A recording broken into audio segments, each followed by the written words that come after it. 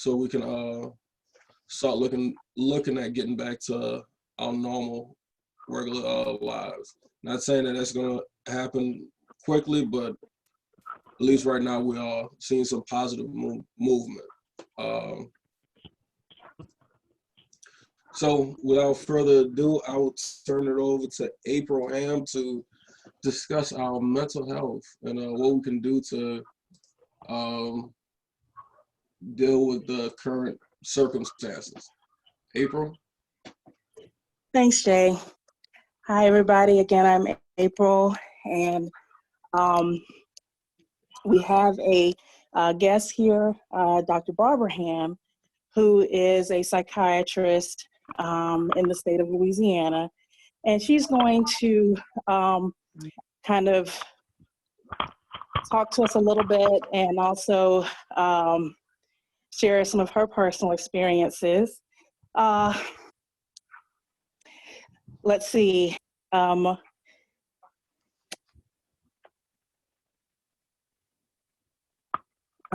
you here with us, Dr. Ham? Yes, I'm sorry. I didn't have audio and was trying to figure out what was going on, so I missed most of what you were saying. And oh, that's quite all right. Okay. All right. Well, I'm glad you were able to figure it out. You didn't miss anything. I didn't say anything. Basically,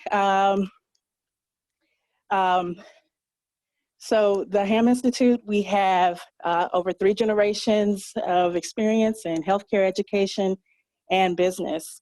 And Dr. Ham is a psychiatrist in the state of Louisiana.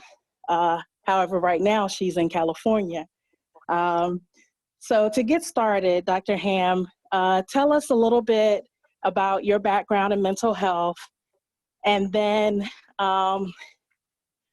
how the pandemic has affected you personally and in your work. Okay, well, let me start off saying that psychiatry was my second career. I practiced family medicine only for a few years before realizing psychiatry was the field that I was more interested in. So I trained in psychiatry and child psychiatry and have been practicing in Louisiana for 30 years. In fact, I retired full-time 3 years ago and was doing limited amount of private contract work with the Medicaid population in Louisiana, working probably though about 16 to 20 hours a week.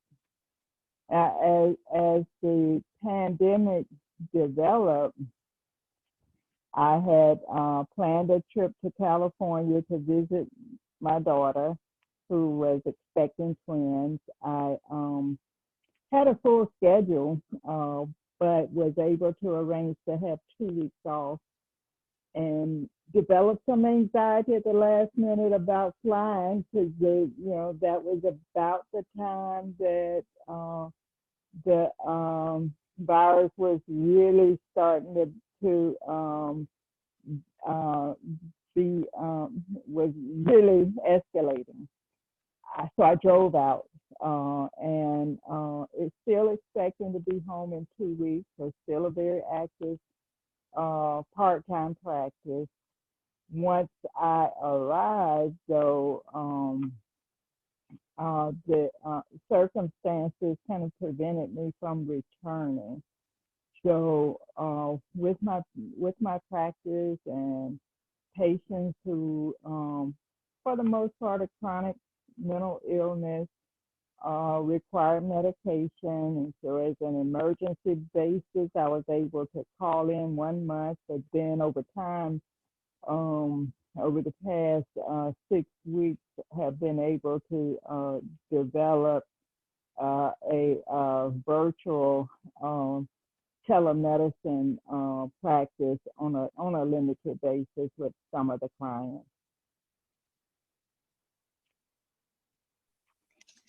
So even as a mental health professional, you've had some challenges yourself. Can you tell us about that?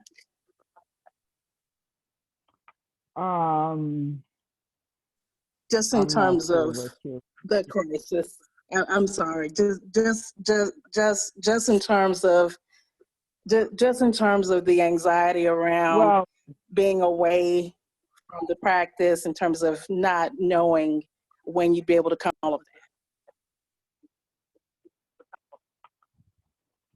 well, let me say that I did have some anxiety about my health in the sense that I am 66 years old, so in a high risk population for becoming infected with the virus. It was kind of funny how I realized I was high risk, because I was with my daughter and she was talking with someone and saying, I really worry about my mom because she's high, and I'm like, I'm not high risk. You know, they talk about, you know, 70 and over, and it hit me that you're 66. That's only 4 years from 70. Wow. But even before that, my daughter was expecting, and my first grandchild, and I wanted to be healthy for that event. So that was the primary reason for my anxiety about flying, is that she needs me, my grandchild will need me. I want to stay healthy. And but at the same time, I'm very active in my practice, so I did have some anxiety about practice management, and that anxiety, I think, to a certain extent, was also triggered by having survived Katrina, and a similar evacuation from the city that I expected to be 3 days, and it turned into 4 months. So yeah, and what that taught me was the need to be flexible, the need to be available, but more than that, to be personally flexible in how I manage, first my life, and secondly my practice. Thanks for bringing that up about Katrina. That's one of the things that I also wanted to talk about today, because those of us who live in the Gulf South, of course, I wasn't there at the time, but you know, a lot of my family, of course, was, including you. Can you talk to us about during the time of Katrina, how is this similar? And how is it different? And what sort of internal resources did you draw upon from that experience with Katrina to kind of help you manage your anxiety or frustrations in dealing with the pandemic? Well, first of all, Katrina was catastrophic. Expected but totally unexpected. And the at the time, my daughter was a minor child. I was practicing inpatient with the state of Louisiana, and I helped the hospital develop plans for evacuation, which we practice every year during hurricane season. So that was almost an automatic reflex. So I helped manage that, but personally didn't evacuate with the hospital. Instead, evacuated to Georgia with family, expecting to join the hospital back in New Orleans within 1 to 2 weeks. The watching, although I was not in the city, I think most residents of Katrina developed PTSD to a certain extent just by watching TV coverage, and that was true of me. In fact, going back into the city, which I was able to do 30 days after, just to check on my property and to check on the hospital, was devastating. The city literally was dead. In some ways, the pandemic is even scarier, in that with Katrina, it affected the Gulf Coast states, but there was a point where you could drive beyond that perimeter.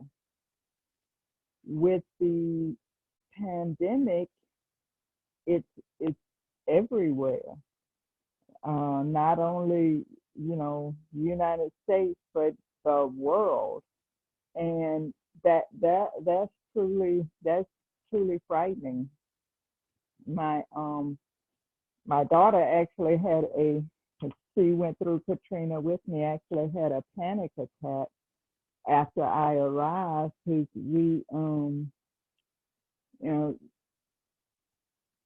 she being pregnant with twins, at that point probably 6.5 months, 7 months, didn't have a lot of groceries or supplies, so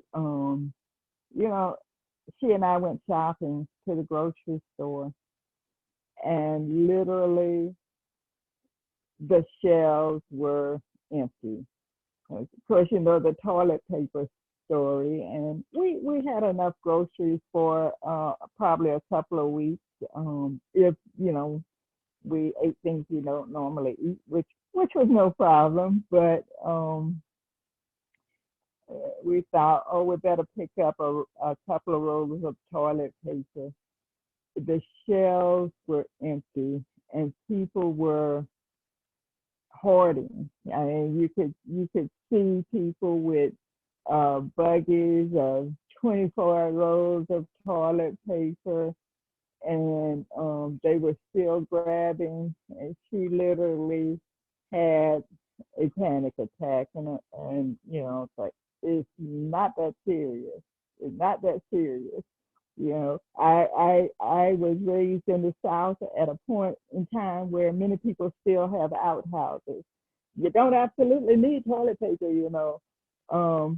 but it was symbolic, I think, of all the fears associated with the economy potentially shutting down, and that's pretty frightening. But then again, having survived Katrina, having patients who actually were helicoptered off of their housing projects and apartments and homes. It did give me a different perspective, but at the same time, that perspective gives you a sense of how devastating it can be.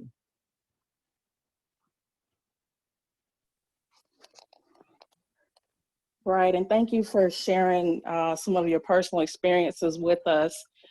One of the things that I was thinking about that I think is important is mental health is something that's really tough for a lot of us to talk about. I think it's tough for anybody to talk about, but now is a time that we really need to sort of let our guard down, trust each other, listen to each other, and really talk about these things that are challenging for us. And I really appreciate that you opened up and shared that with us. And I think that another one of the important things is that nobody is immune to having a mental health response. It's normal, even for mental health professionals. We're all human. We're all going through this. And again, I really appreciate that, you're taking the time out and, sharing some of this personal side of what's going on with you. Also, too, as business owners and contractors, we a lot of times want to only talk about business, or we only want to talk about the money. But we're all human. We have to show up to our businesses as our whole selves. And if we're being impacted by something external to our business, like right now with the pandemic, it does affect how we are able to manage our business. And you talked about how the pandemic as well as Katrina has impacted your practice, your family, your mental state. Can you maybe share some? Oh, go ahead. I was just you just triggered some of my experience in managing patients while here in California, and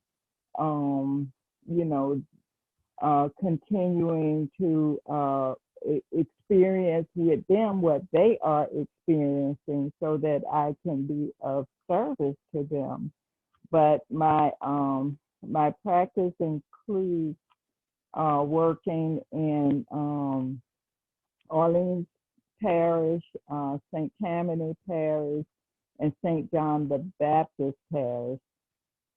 In some ways, St. John the Baptist Parish has even been more impacted by the pandemic than Orleans.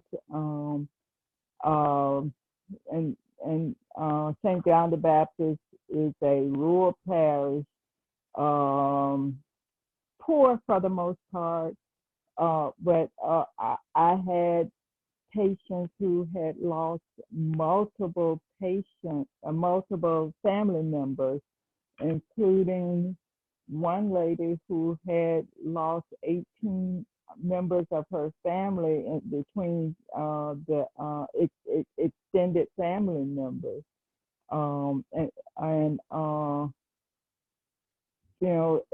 I saw probably 30 patients last week from that community, and each and every one of them talked about having lost a friend or family member, and as well as the difficulty financially and going to work.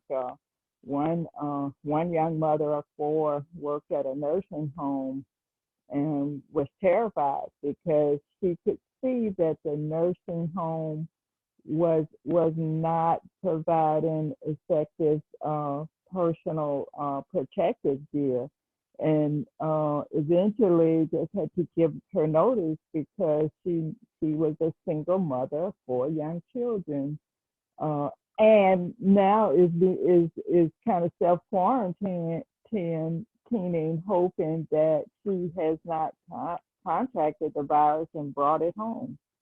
It's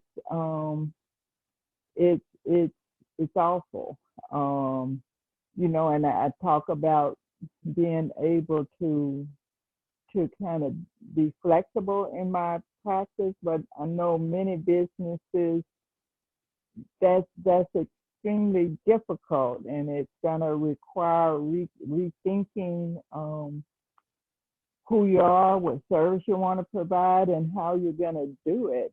You know, it's kind of difficult to operate a small restaurant when you don't have staff, or you don't have supplies, or you know the customers don't feel safe in coming in even to purchase takeout. So it's gonna require a lot of creativity, I think, and thinking beyond this and moving beyond this.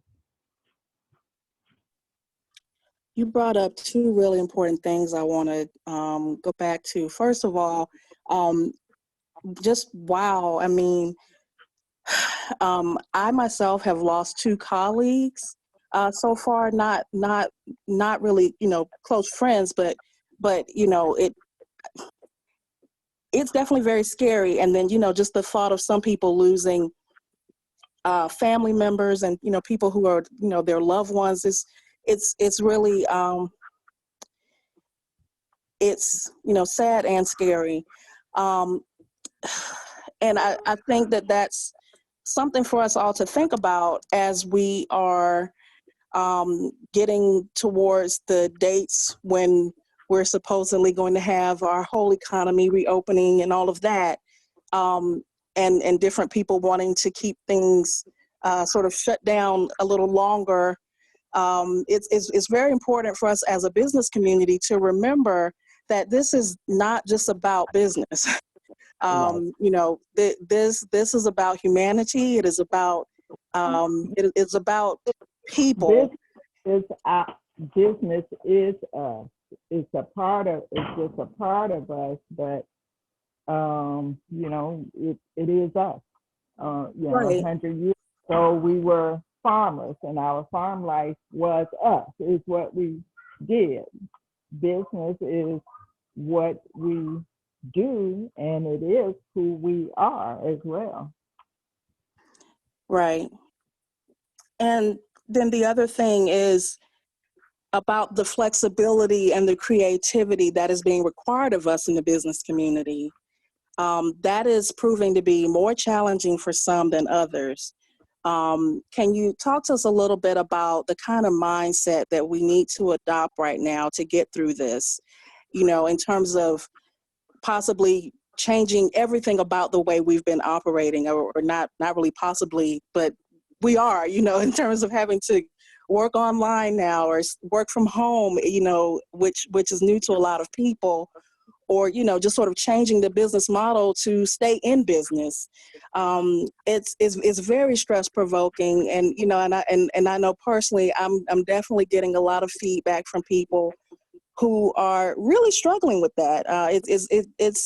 It's very challenging and scary in dealing with uncertainty like this. What can we do or think about to better handle that? Well, number one, take a deep breath. And another deep breath, and reflect upon the fact that this will pass. And we have to deal with the here and now, which is personal survival at the most base level, personal survival in terms of health and life. And then I think reflect upon your skills. Being in business to me means that you're creative. You have a certain degree of being an adventurer, willing to take chances, and have it within you to redo it. You know, and whatever you do, don't give up. You know, go back to what led you into business, you know, in the first place, and draw upon that energy at the right time, and maybe even now to a certain extent, maybe the right time for some, in terms of thinking how you can remain in the same business at this time with some changes. And if that is impossible, start dreaming about the next business adventure.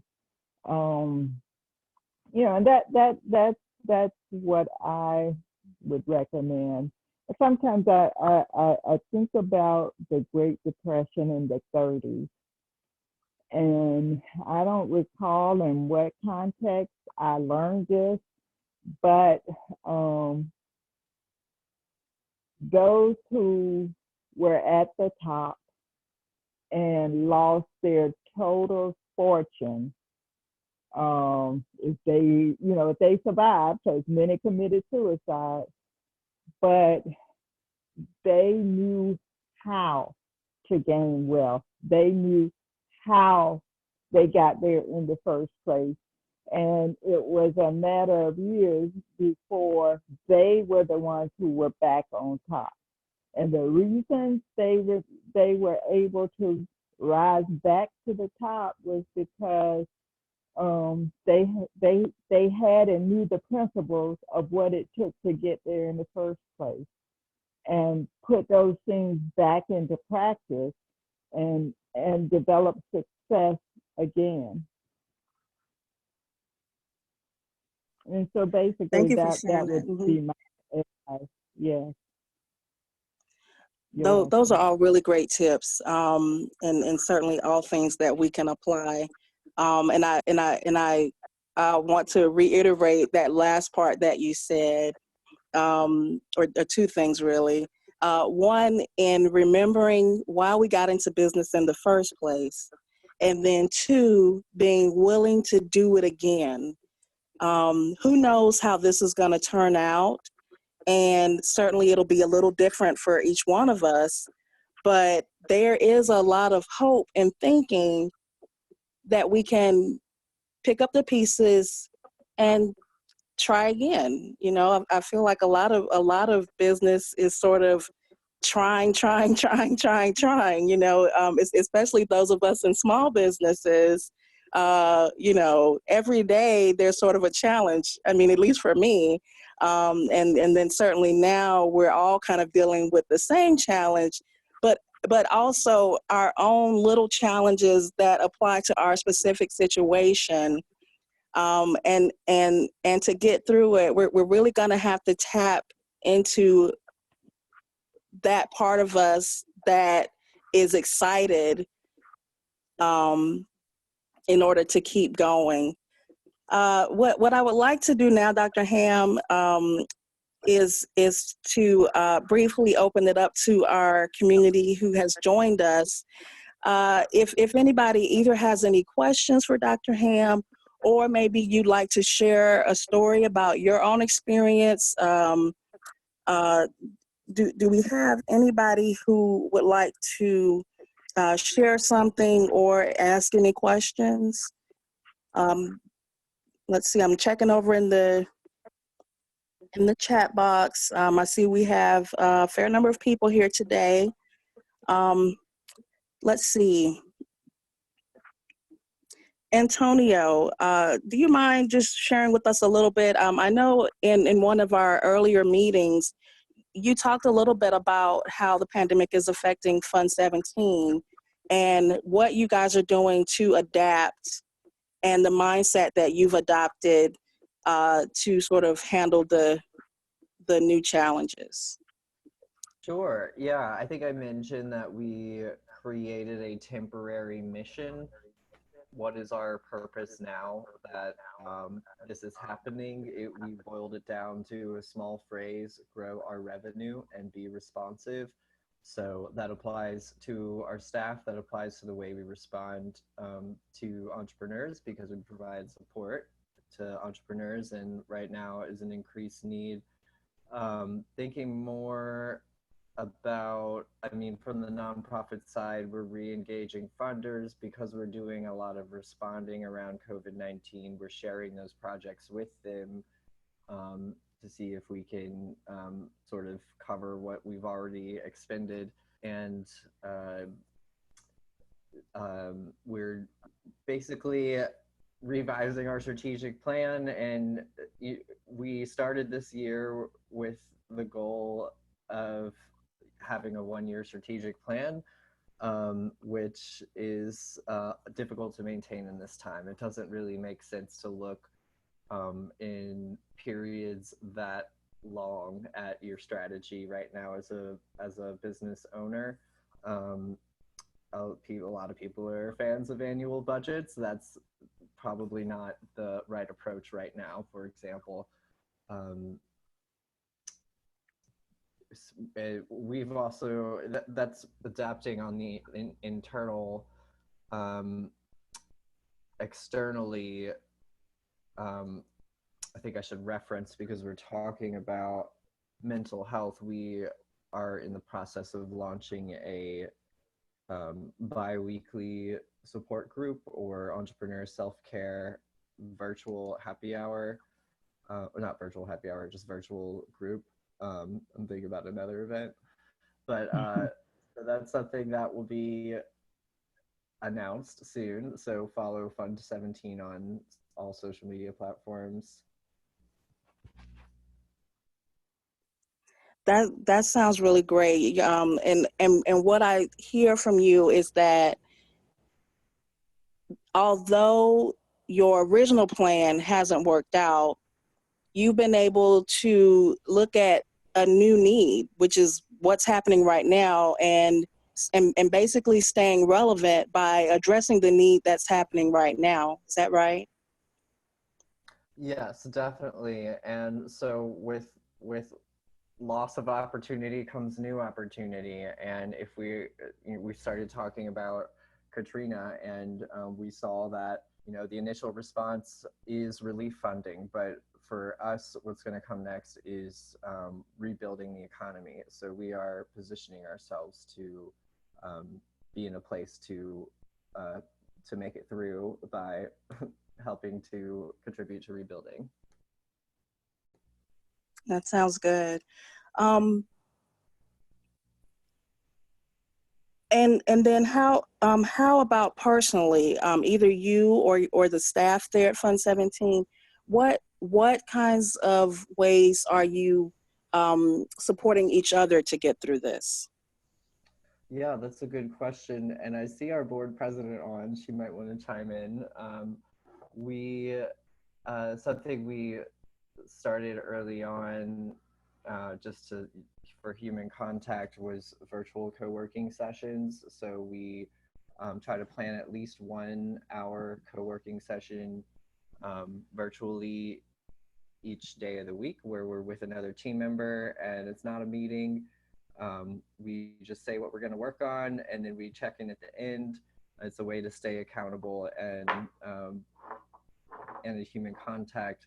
I will say it's not less work for us right now. It's, unlike a number of people, it is definitely more work, and that can have its effects on myself and my team. So I'm going to take a 3-day weekend this week. And I think I mentioned to Jay at the beginning, to sort of get my energy back up. And that's really thanks to just having a great board president, Ashley, on the call, who helped me to just make that decision. Hey, Antonio, thank you. That was really sweet of you. Yeah, I think just to kind of echo what Antonio is saying, Antonio and the rest of the team at Fund 17, they have been working extremely hard, and I think it comes from a place of just passion and knowing that what we do right now is going to set the momentum for later. But we do also we need to take care of ourselves. So when you're working at home, it's really easy to think, oh, well, I'm home and, I can get more done and, I can work later, but it can catch up to you. So I think it's important to set aside mental health days, or maybe take a half day. There's nothing wrong with a 3-day weekend. Consider the fact that we do have holidays coming up. Still plan as if you were going to have a vacation day. The other thing that I wanted to throw in, we are doing a virtual team happy hour. That's the event that he mentioned. So our whole board, our staff members, our interns are gonna, kind of have like a fun evening of just chit-chatting, catching up, same thing that we would normally do if we were open. We would usually do a potluck, very New Orleans, everybody brings a plate of food. But this time, we're still gonna connect with each other. And then the last thing that we've been really good at is on our board meetings or even committee meetings, we usually start with just kind of like a mental health check-in, like, hey, how are you doing mentally? How are you doing health-wise? And it gives everybody a moment to kind of open up to each other. And that's really important. It builds momentum and connection before you have a meeting. So I encourage that to anyone, even if you're meeting with clients or you're a business owner, start your meeting with a check-in, say, hey, how are you doing? How's the family? And you can kind of really understand where the other person is coming from, and what their current state is. We don't know what people are going through, and it's really hard to see that through a screen. So yeah, and Antonio, you've been working extremely hard, so just kind of want to give you kudos for that too. Thanks. Things that you didn't mention that actually have been helping me that I've been wanting to do, and I feel like this pandemic has made it possible, and this is not a very business advice piece of advice, but I've finally read a book on a diet that I've been wanting to, like, for mental like performance to try out, and I've been trying it out and cooking a lot. I've also just been reading a lot, and I haven't really finished a book in 4 years. So maybe doing things around self-improvement that you are finding time for now that if you don't have kids at home. Yes, exactly. I really like the way that you're focusing on what you can do, both at the organization as well as personally. I think that focusing on everything that we can't do right now is sort of not the right way to go about it, right? And so instead, really thinking about how can I make the best of this situation, right? And so those are all really good ways that you're handling it yourself, and also good ideas for others. And thanks also, Ashley, for the suggestions that you shared from what you guys are doing there at Fund 17. One last thing for Dr. Ham, and then we'll move on to the other components of the session. A lot of people are having anxiety around money, and that's one of the main things that we talk about in these meetings is what relief funds are available, how can we get it, how can we stay afloat. But one thing that we haven't really talked about is what do we do with the anxiety that we're having around the money, around the waiting time before getting any kind of government relief, before getting a loan or before getting a grant. A lot of people are really struggling with that right now. Even and this is one situation that I'll share. There,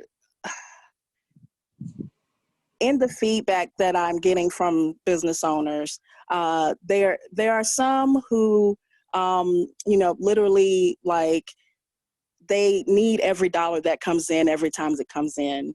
And so then when there's a sudden sort of shock, you know, or just complete shutdown where there's no money coming in, that really impacts them. And I think that applies to a lot of people, especially gig workers. You know, I mean, it's really tough when there's literally no money.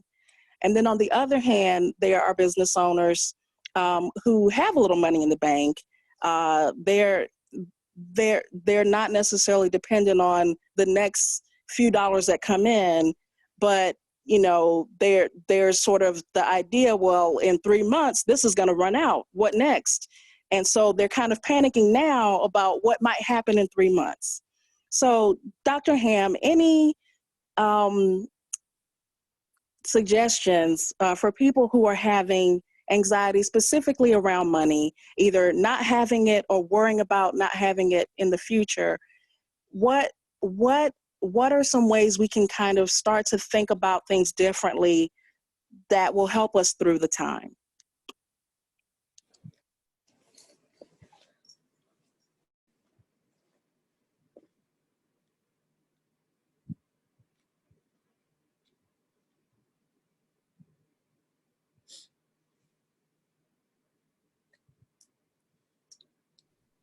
Looks like she's on mute.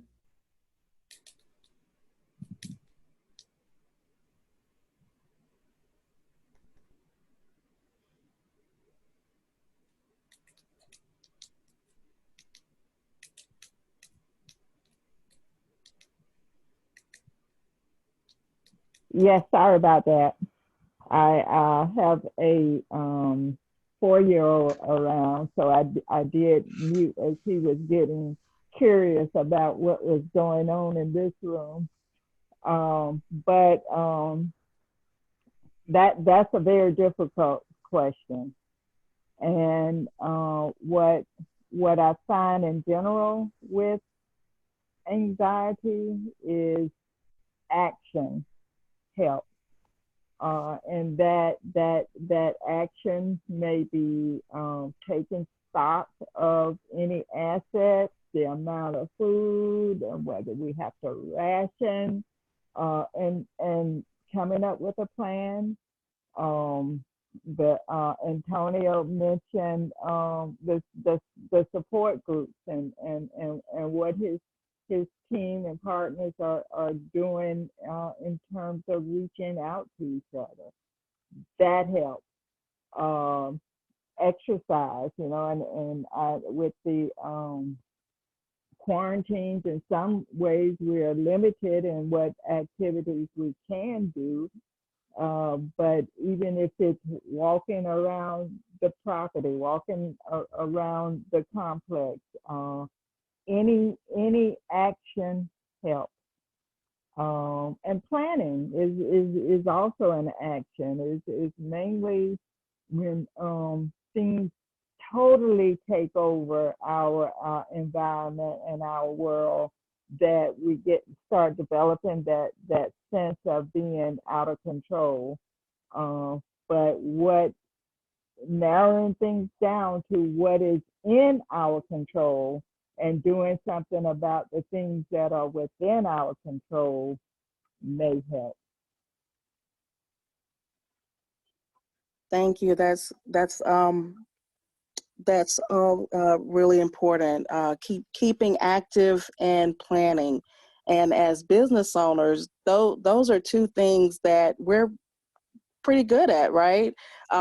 We have to plan to even have a business in the first place. And I think that it's really great right now because a lot of resources that either aren't normally available or usually will cost a lot of money for us are suddenly available to us. So and I know that that both Jay and the folks from Fund 17 are going to share some of those resources with us. And so you're right, Dr. Ham. Holding on to what we can still control is really going to be the key. I like the idea from Fund 17 of kind of to the extent possible, continuing to do some of the same things that you were doing before, just in a little bit of a different way.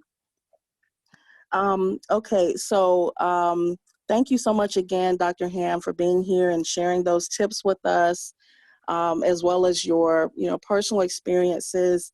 I'm going to turn it back over to Jay to share some things with us about the payroll protection plan, and then as well as Fund 17 with the new resources that they want to share with us.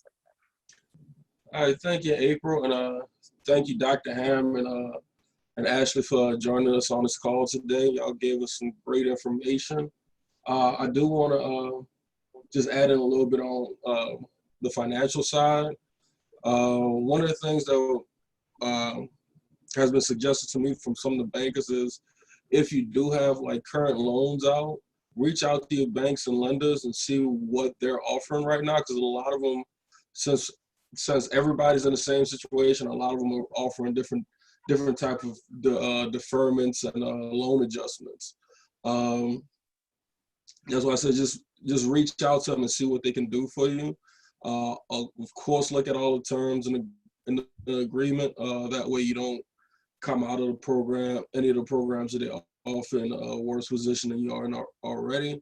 But they are things that they're doing to kind of help out to mitigate all the issues that we're having right now. Now I actually want to turn over to Antonio at Fund 17, because I know he has some good things he wants to touch on as far as the different programs from the SBA and some of the resources that's come up recently to help us out through these times. Antonio? Sure, just some updates on the federal relief funding so that we're all in the know. A lot of you likely ran into last week the funding being depleted for both the EIDL, the EIDL loan through the SBA, and the PPP, the Payroll Protection Program. So so basically last night the Senate passed another COVID bill, which is being debated in the House right now. So I'm hoping for tomorrow for them to approve it, and then there will be a president's signature, followed by ideally a new round of funding available on Friday or Monday. So since there are a lot of folks that have already submitted loan applications for these programs, or banks that are holding on to applications ready to process them, this funding is likely to go even faster than the first round of funding. So this is, if you're looking into the EIDL loan or the PPP program, with the PPP program, make sure you're in contact with your bank, or your lender, see if you can get your application prepared before it reopens. With the EIDL loan, there is the portal on the SBA's website that I will share in the chat in just a second. That will, I have it on good authority from an SBA representative, from Mike Ricks, that it should reopen very quickly after the funding is reapproved. It could be 1 or 2 days. So just some things to be aware of so you're not left out of those opportunities. Another piece of advice that Mike gave with the SBA was if you have submitted that EIDL loan through the SBA website and 10 business days have passed and you haven't received any email acknowledgements, then you should call customer service and see if you can get their attention. And on that note, they're very busy right now on customer service. Thank you, Jay, for sharing that number. However, you might have more luck really early in the morning. At least one entrepreneur called in at 6 a.m. and was able to get in touch with someone. So that's just something to keep in mind as well.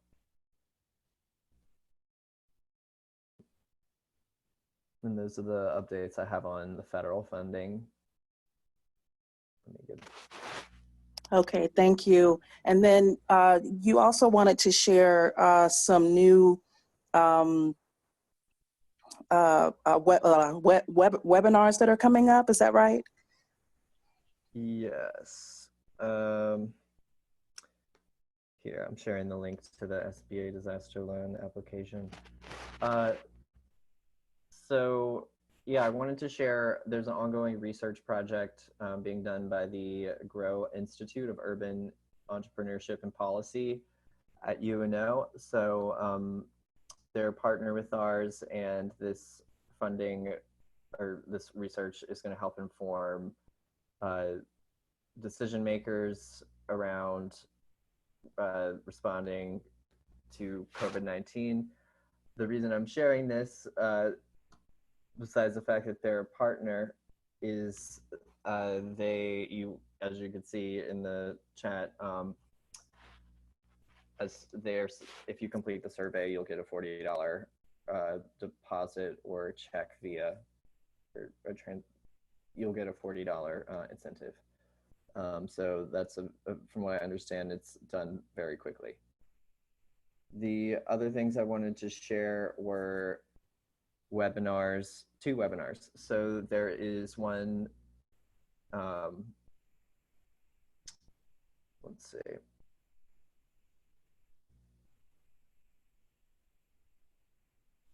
There's one tomorrow morning that we are co-hosting with Propeller at 11:30 a.m. Jay, I think I actually sent you the wrong information for that, so I'm putting the correct link. The SBA and SBDC will be on the call, so it is probably one of the richest sources of information. You'll be able to ask questions directly from the people that are working on the relief funding, the federal relief funding every day. So I've just put the Zoom link for that webinar in the chat. I also wanted to share, there's a additional webinar if you have a hospitality-based business that the Louisiana Restaurant Association and GNO Inc. are going to be running tomorrow. Obviously, hospitality industry is one of the most affected, so they're trying to do a more concerted effort around responding to that. Finally, I wanted to share 3 resources that came to me over the past week, so they're new to me. There's the Save Small Business Fund. They're offering $5,000 relief grants to anyone with at least 3 employees. And then there is a New Orleans-based fund, the Creative Response Relief Fund, for any artist based in New Orleans. So I've just put that in the chat as well. Finally, on the technical assistance side, the LibPage Center for Entrepreneurship is organizing a mentorship network for businesses, and you can go to that link that I just put in the chat to submit a request for a business mentor for whatever you're dealing with right now. Those are all of my updates. All right, thank you so much for sharing all of that. And of course, for being here every time to share us these different updates and resources as they become available. That's just really critical right now. We definitely appreciate it. All right, and Jay, you had some specific questions and answers that you were going to share with us. Is that right? Yeah, actually, we do have some common questions that came up during the first round of the PPP. So I've been talking to our representatives over at the SBDC, so they sent us over a list of some of the common questions and answers. I'll actually put the whole list out there, but I just wanted to kind of just pull some questions out. So there's a question, does my business have to qualify as a small business concern as defined in Section 3 of the Small Business Act 15 USC 632 in order to participate in the PPP? Now, there are different qualifications for small businesses, but in this case, you don't have to qualify as a small business concern under that act, and it is due to what's going on right now. So that short answer will be no, and the limit for the employee limit is actually 500. So we've heard large organizations taking advantage of the PPP program, which has come to light, but there's a lot of there's looser restrictions than normal, in my opinion. So that's how they're able to circumvent some of the rules. But yeah, that's one question I wanted to pull out. Thank you, and that's really important, because basically what it's saying is that a lot of the restrictions or barriers to accessing some of the funding have been removed. So, a lot of people have talked to me and saying that they are concerned about applying because they heard this or they heard that, or because they normally wouldn't qualify. But because of this being a unique situation, a lot of those restrictions have been removed. So, definitely, if it's something that you need, you should definitely kind of make the effort to give it a try. Yeah, so things like the removal of those barriers, it makes the timing very, very important. So just like last go around, the funding went out quick. With those obstacles removed, there's a lot more people eager to take advantage of the program. My suggestion, because a lot of the lenders already, as Antonio said, some of the lenders are holding applications for this next round.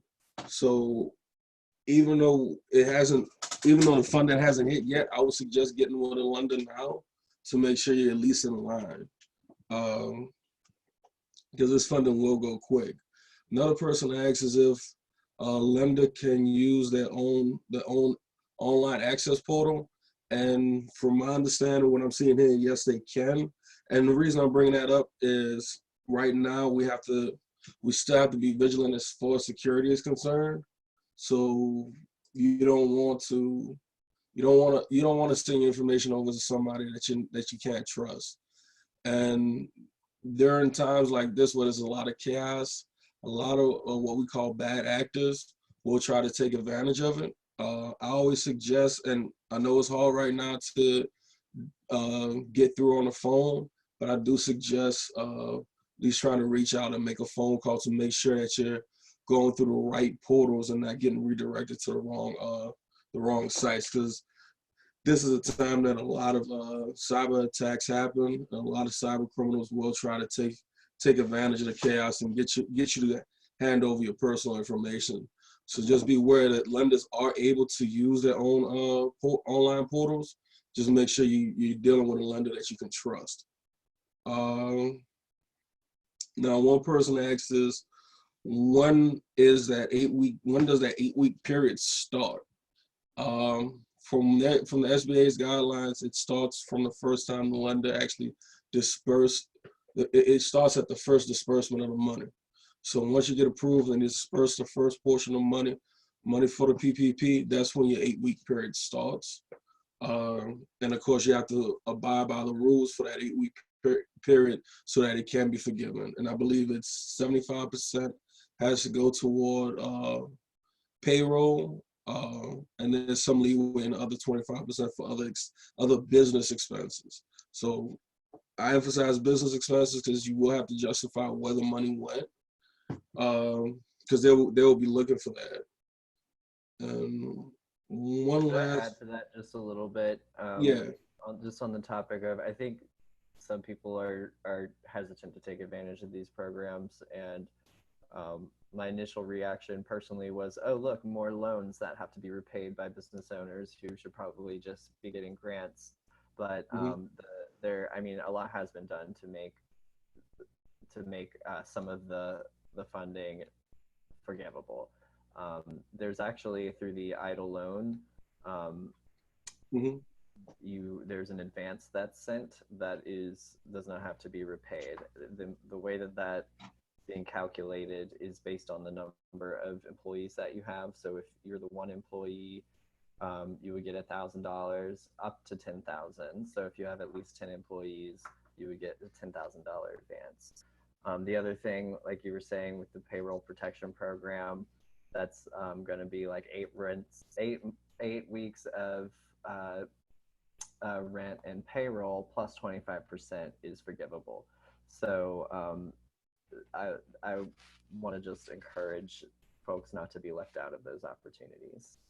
Yeah, I'm glad you brought that up. That is a concern that a lot of people have, is this is just another loan that I have to repay. Like we talked about earlier in this call, we talked about some of the mental stress that comes with those financial responsibilities. One of the things to keep in mind is, even though these are structured as loans, they have contingencies in them, or they have qualifications in them where they are forgivable. And part of the reason is to make sure that the people who they give the money to, it goes to the right use. It is used for the right things, basically. So if a company gets a loan from the EIDL loan or the PPP loan, in order to have it forgiven, you have to use it for what it's placed there for. And that's just that's a check and balance that they want to put in place, so that what the money is allocated for, it gets used for. And it work. I'm not going to say it works exactly the same in the world of nonprofits, but it's similar. Like when there's grants that come out, we have to go back and tell the grantor that, oh, this is what we use the money for, and this is how, and this is these are the results that we had, and just they want to make sure that we're using it right. So even though, like I said, even though this is structured as a loan, there is a way for you not to have to be on the hook for that amount of money, so long as you use it for what it's purposed for. There was a question from still a small business, because they're all using a vendor. They're using an outside payroll company to handle their payroll, and in some cases, they have to include that cost as part of their payroll costs. That's something that you would get with the lender with, because they will be able to structure your loan properly so you can still abide by the rules and yet not be penalized for that vendor source, because that's more of a contractor than an actual employee in some cases. I'm just trying to pull out some of the more common questions, because there's a nice size list that they sent us, and I'll actually put this out on our website, in our blog, and I'll share it on social media just so everybody can have it. And of course, if you have your email on file with us, I'll be sending it out by email.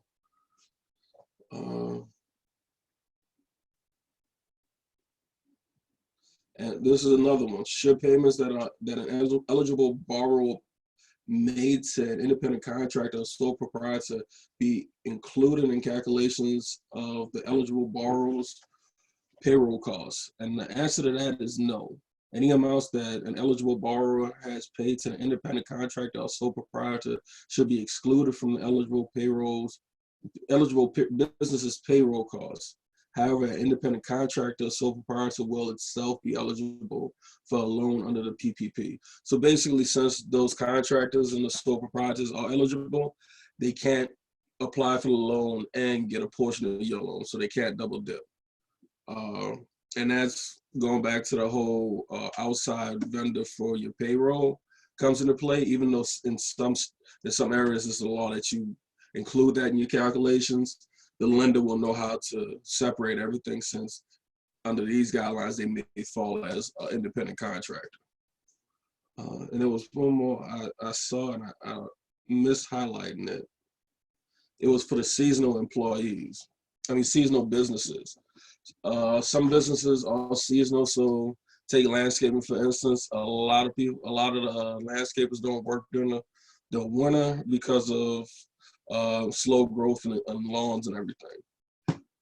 And I'm just using them as an example. If you have a seasonal business, again, the lender will be able to walk you through the process, but they have to look at if you were active or normally active during that time from, I believe, February 15th up until now, if you would be normally active or if you were active prior to the quarantine order. If that's the case, then they'll be able to help process everything through the programs.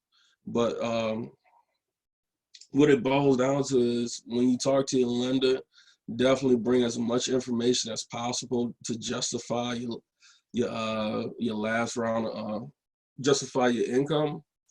Just like with any loan, you want to justify your income. You want to show that if it's seasonal, when is your on season, when's your off season? And if it has been affected by COVID-19, you want to be able to prove that. And I'm just giving you this advice just so when you do talk to your lenders, like your True Funds and your other SBA lenders that are like Capital Ones or Fidelities or any of those lenders, that you go prepared, because the more prepared that you are, the faster the process is. I've been on both sides of the table as far as lending goes, and it's definitely the more money, no, not more money, the more information that you're able to bring up front, the easier the process is. That way they can kind of streamline you. That's all I'll have for the common questions right now. Just wanted to touch on those few things just to make sure that people are kind of getting a better idea of what's going on with the PPP, and of course with EIDL. I don't think I missed anything. April, Antonio, you think I missed anything? No, that was great, and I did want to add one comment for that last one, which is if you've been in business for more than 1 year, you should have a fair amount of data to kind of pull from. So even if, or rather, so in terms of showing how COVID-19 has affected your business, for example, if it's seasonal or you're kind of just now getting around to taxes, you have a pattern in your bank history and from your prior taxes that shows what your normal business routine looks like. And so that will be also taken into account. And then one question that I do have for you, Jay, or Fund 17, is can you talk to us a little bit about the lending process in general, and also some tips for people who may be new to business lending in particular? For example, if this is the first time taking out a business loan, or maybe people who are new in business and don't necessarily have an established relationship with a bank or with a particular lender, what can they do to kind of make sure that they can respond quickly to the resources that are available?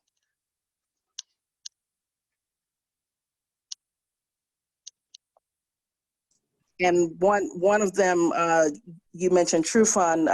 They were on our last call, right? In terms of being one of the lenders that can work with people, right? Yes, it's actually one of our local micro lenders, I believe. I want to say they're regional, but they are a micro lender that does stuff with SBA loans.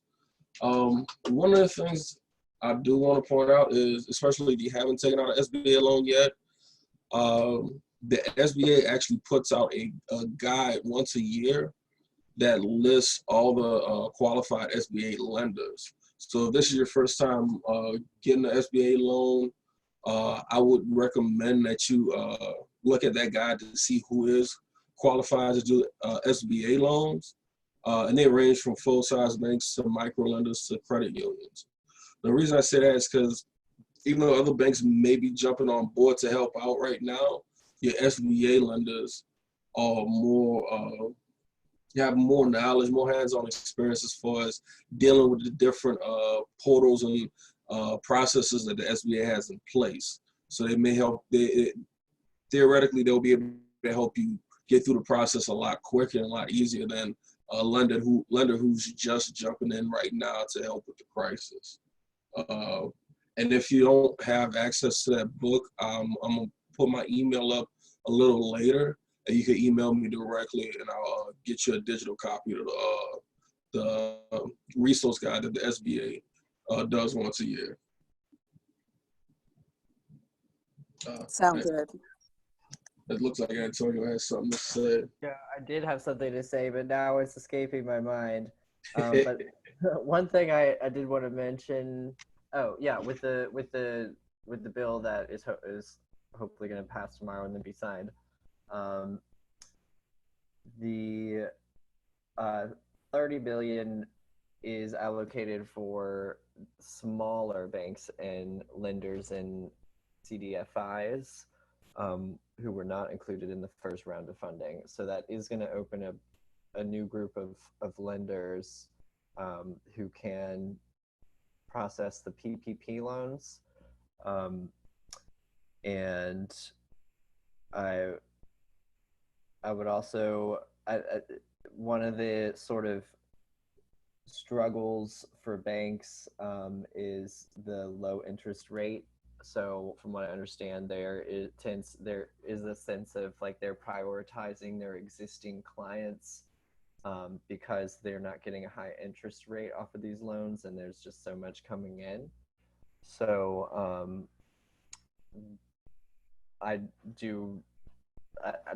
it was mentioned on a call that Hope Credit Union is intending to not limit it to their existing clients. So that might be a resource for you as well. Thank you. Does anybody else on the call have any questions that they want our panel to address for them today?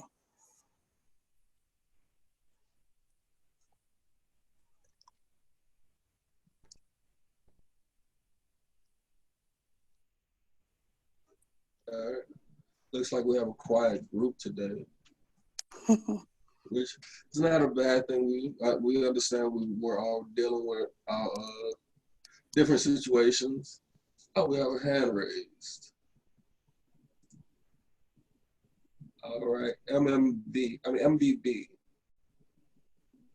Hello, can you hear me? I can hear you. I just wanted to make a comment about the PPP application.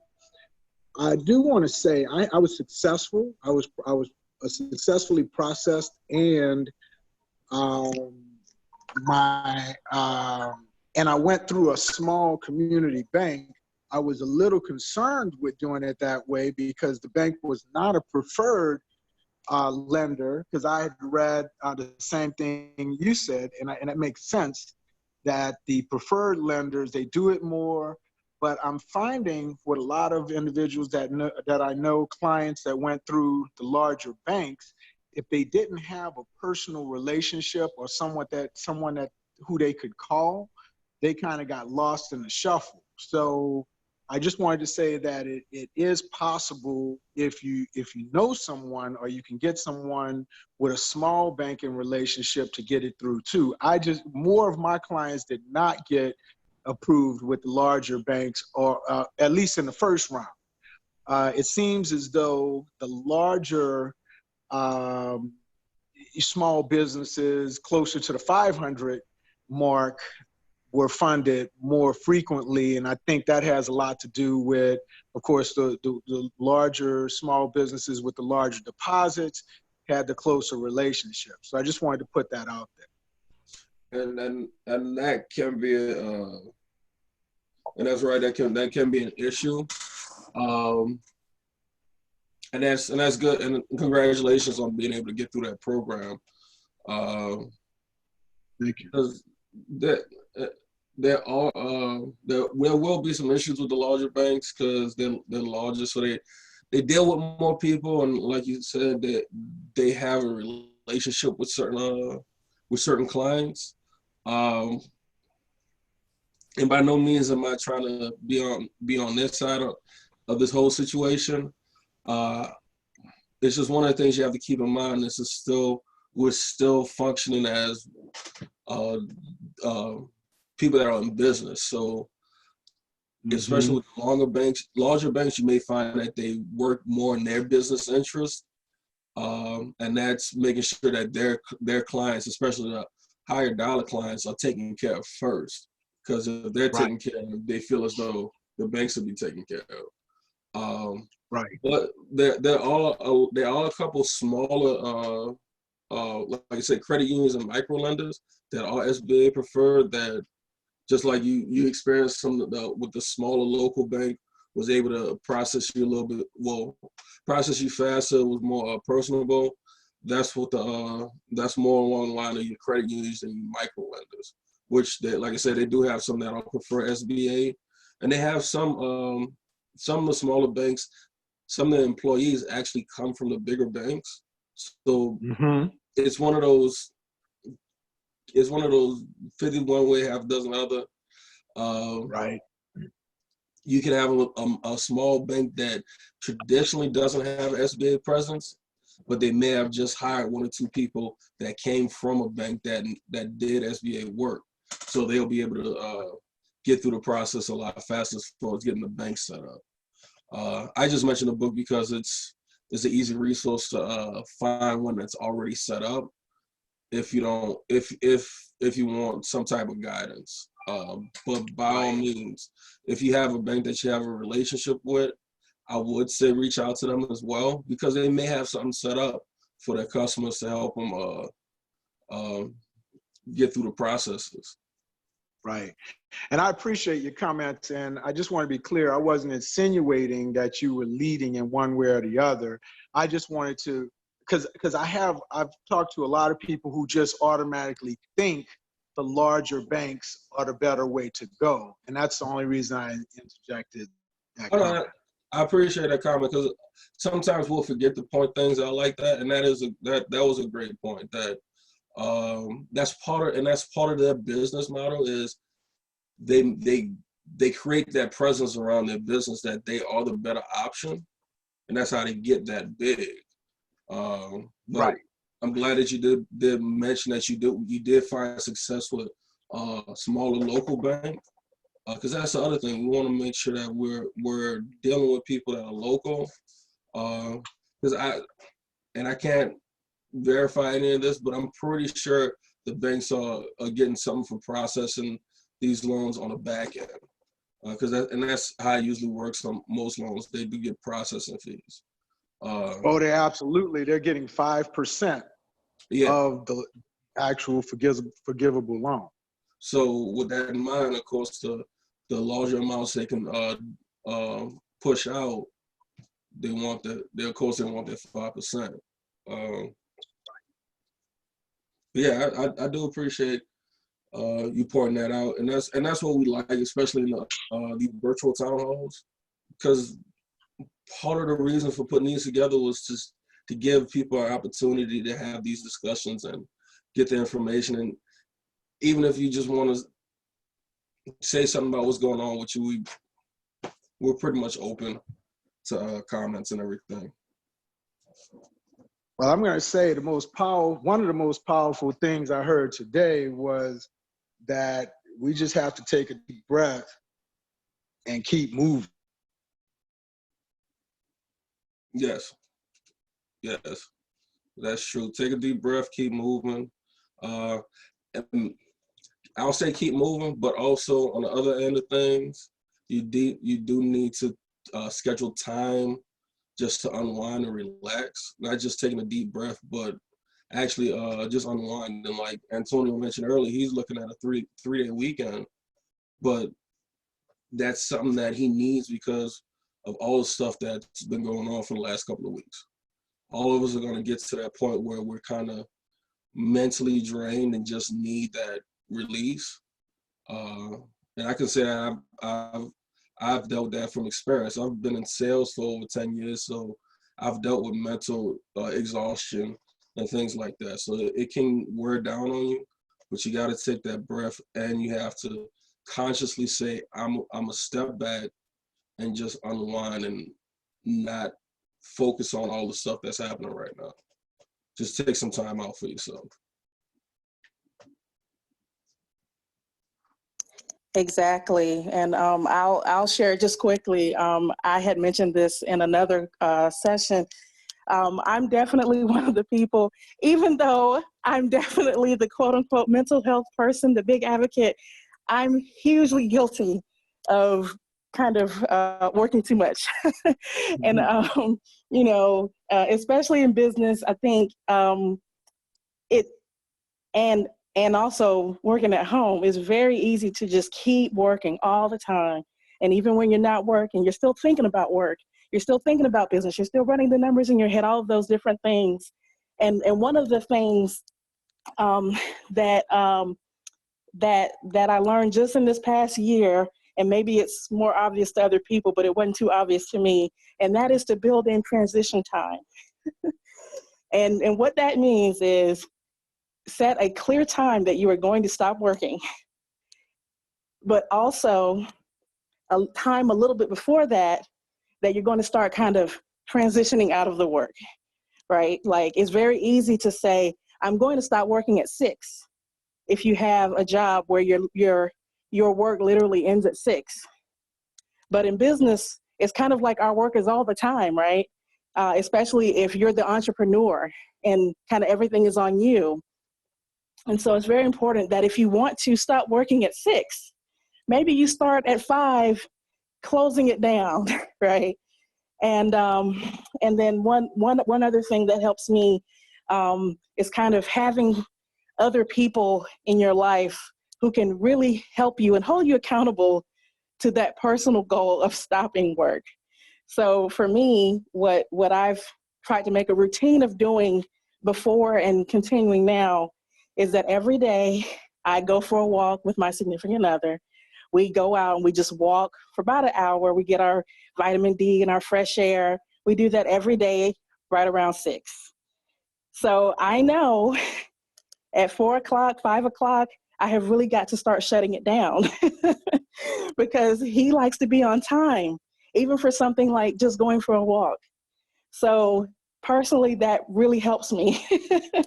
I'm laughing because to me, it kind of seems silly, but it's so important to really be intentional about your mental health, which is really my point that we've been stressing today. Take that deep breath, schedule your time off, and be intentional about it. Make it a routine. Do it every day.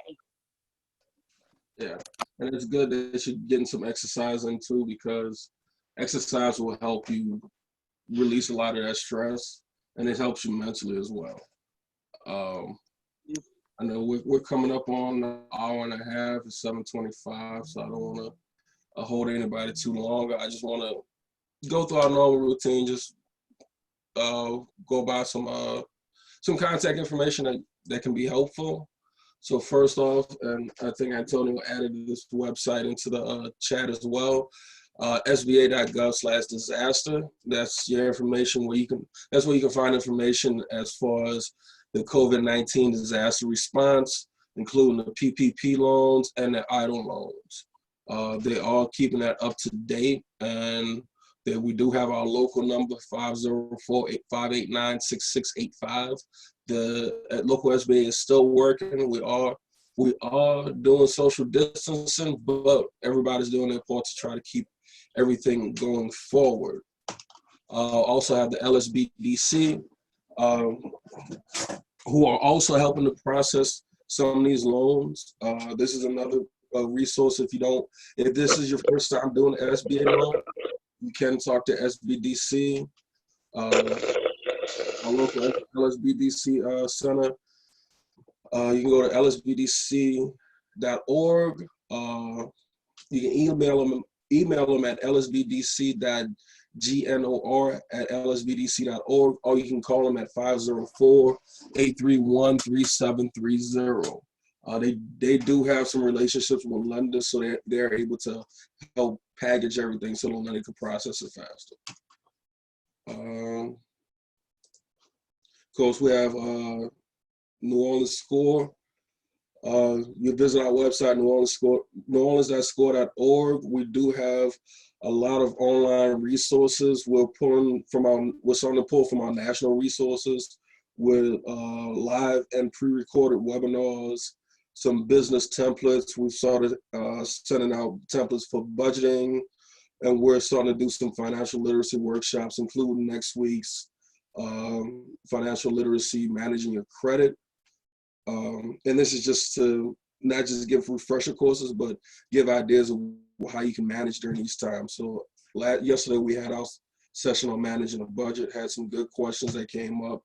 We'll do the same thing next week. We also have Google coming down at the beginning of, well, not coming down, doing a virtual webinar at the beginning of May to help give people ideas of how to market and use online resources to get their businesses moving forward while we're trying to get out of this lockdown situation. We are still doing mentoring virtually. So you can go to our website and request a mentor, or you can call the office at 504-589-2356. It's just like everybody else. It may take a little time for us to get back to you because there's a lot going on. Fund 17, again, Fund 17, a great resource to help you move your business forward. They are, I believe, and you can correct me on this, Antonio, y'all just finished up your recent benchmark program? Yeah, we just finished our benchmarks program kind of right before everything went crazy. Good timing. Which that's one of our accelerator programs. We are launching another accelerator program in June called Capital Ready, that's focused on financial organization, both on the personal and on the business. So we will be announcing applications in May for that. Yeah, but in terms of what we're offering right now, you can call that number, email info@fund17.org, and we can set up a consultation or answer whatever questions you can on the phone. All right, appreciate that, Antonio. And as you heard earlier, they are staying in contact with all the reps at the SBA and SBDC so that we can all make sure that we have the right information to help everybody out during these interesting times. On the last call, we did have TrueFund, and TrueFund is one of our micro lenders locally. Hopefully we can get them back in next week again for our last one to just give us a little bit more information on how they can help as far as funding. They do have some training that they're doing. I know they're shifting their training to online just like everybody else. So if you go to truefund.org or call the phone number is their local line, so you'll be able to get more information about some of their programs to help small businesses.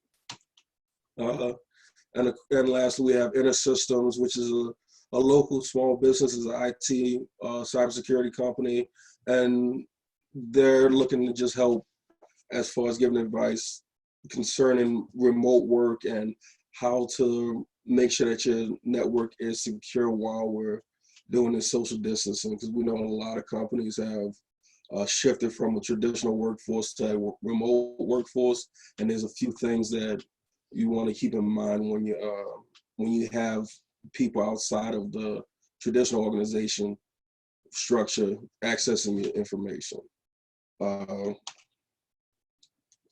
With that being said, of course, our next town hall is May 6th. That's our last scheduled town hall. But however, looking at what happens in the next few weeks, we may schedule more. We're actually looking at doing this on a monthly basis once this is all said and done. But for the time being, we'll look at what happens in the next few weeks leading up to the May 6th date to see if how we want to go forward. Like I said before, if you have any questions or if you want a copy of that digital SBA guide, you can give me an email. You can shoot me an email at jeremy.reed@scorevolunteers.org. Or if you go to our website and request a mentor, you can put that in the notes that you need a copy of that SBA Small Business Guide, which includes SBA approved lenders, different resource partners, and different tips on how to build your business. And that's it for me. April, Antonio, do you have any closing words? I can't think of anything profound, but in the spirit of a 3-day weekends, take some time for yourself, everyone. Thank you so much, everybody, for being here. We'll see you at the next one. All right. With that being said, y'all have a good one. Good night and stay safe. We'll see you next time. All right. Thank you, Jay. Thanks, All right. everyone.